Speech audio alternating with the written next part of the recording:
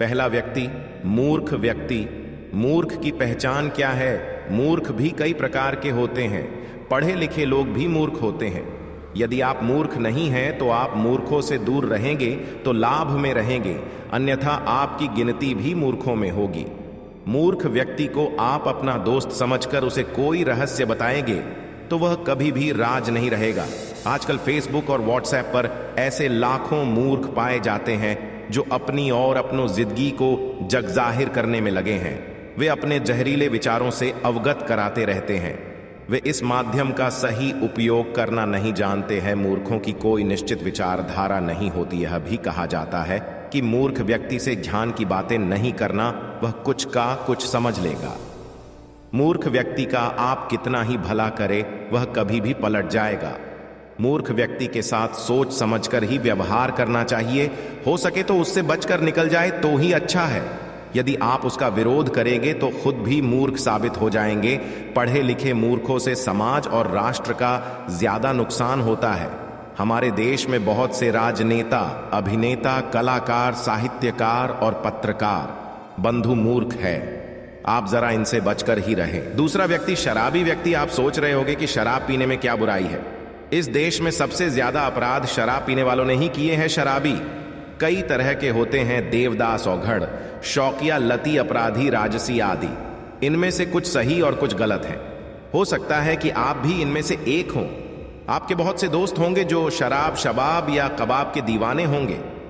शराबी व्यक्ति के साथ रहकर आप कभी भी किसी ऐसी घटना चक्र में फंस सकते हैं जिससे बाहर निकलने में आपकी जिंदगी के कई वर्ष और रुपए खर्च हो जाएंगे। आपके लिए आपका परिवार, समय और रुपया कोई अहमियत नहीं रखता है, तो आप पीते रहे शराब। तीसरा व्यक्ति, मीठी छुरी या बगुला भगत। क्या आप अपने दोस्तों की पहचान करना जानते हैं? आपके की फहरिस्त में इस तरह के दोस्त हो तो सावधान रहे। दोहरे चरित्र वाले, हर बात बताओ का आग्रह करने वाले, मीठी छुरी और नकली मुस्कान वाले। बगुला भगत, जलन से भरे या ईर्ष्यालु, लगातार मुकाबला करने वाले या आपको प्रतिद्वंद्वी समझने वाले, हर बात पर फैसला सुनाने वाले। देवदास या लड़कीबाज, अपने अह का प्यारा धन के लालची, गप्पे मारने वाला आदि। हालांकि इन सभी से बचकर रहना चाहिए, लेकिन मीठी छुरी या बगुला भगत से तो हमेशा बचकर रहे। बहुत सी लड़कियां इस तरह के लोगों का शिकार हो जाती है। ये लोग पहले भांप लेते हैं कि किसे क्या पसंद है और फिर वे उसी तरह की बातें करते हैं।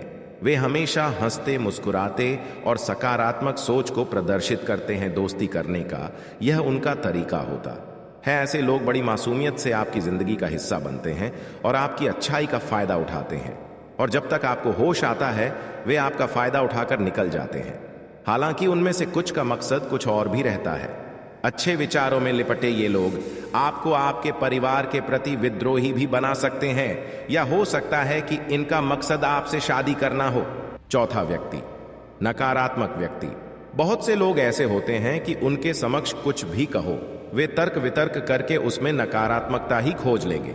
ऐसे लोगों में संशय, सदैह दुविधा, छल और डर रहता है। उनके मुंह से हमेशा नकारात्मक बातें ही निकलती रहती हैं। नकारात्मक लोगों की जुबान पर हमेशा नहीं शब्द विराजमान रहता। ये काम तो हो नहीं सकता, वहां जाकर क्या करेंगे, ऐसा करने से कुछ हासिल नहीं होगा, इस कार्य में कभी सफलता नहीं मिलेगी, यदि तुमने ये किया तो तुम बर्बाद हो जाओगे। ऐसे हजारों वाक्य हैं जो नकारात्मक व्यक्ति की जुबान पर है। नकारात्मक लोगों के साथ रहने से आपके भीतर निराशा, उदासी और तनाव का विकास होगा और आप भी खुद को जिंदगी में हारे हुए व्यक्ति समझेंगे। नकारात्मक दृष्टिकोण वाले लोग ब्लैक होल जैसे होते हैं जो अचानक आकर हमारी पूरी ऊर्जा खींच लेते हैं। हम सकारात्मक बने रहने की कोशिश करते हैं पर उनकी नकारात्मकता हावी हो जाती है। हम तनाव में हो जाते हैं, असुरक्षित महसूस करने लगते हैं। पांचवां व्यक्ति, घमंडी। ऐसे कई व्यक्ति हैं जो कुछ नहीं होते फिर भी घमंड पाले रहते हैं और लोगों पर जबरन ही रौब झाड़ा करते हैं। ऐसे भी कुछ लोग हैं जो बहुत कुछ होते हैं, उनके पास धन, पद और सम्मान सब कुछ होते हैं और इसी से वे घमंड करते हैं। दोनों ही तरह के लोगों से बचकर रहेंगे तो फायदे में रहेंगे, अन्यथा ये लोग आपको हीनता का बोध कराते रहेंगे और आपको हरदम नीचा दिखाते रहेंगे।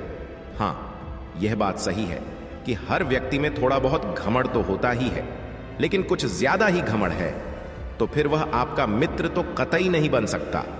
अगर आपका कोई दोस्त आपसे पहले अपनी बात कहना चाहता है तथा वह आपकी बात सिर्फ इसलिए काट देता है क्योंकि उसकी राय इससे जुदा है, तो सही मायनों में आप अहंकारी व्यक्ति से बात कर हैं। ऐसे लोग अपने अह के लिए घटों लड़ सकते हैं। उन्हें इस बात से कोई सरोकार नहीं होता कि आप क्या कह रहे हैं। उनकी नजर में सिर्फ वे ही सही होते हैं। वे किसी भी सूरत में अपनी गलती मानने को तैयार नहीं होते। ऐसे लोगों से व्यवहार रखने का एक ही तरीका होता है कि आप उनकी हाँ में हाँ मिलाते जाएं।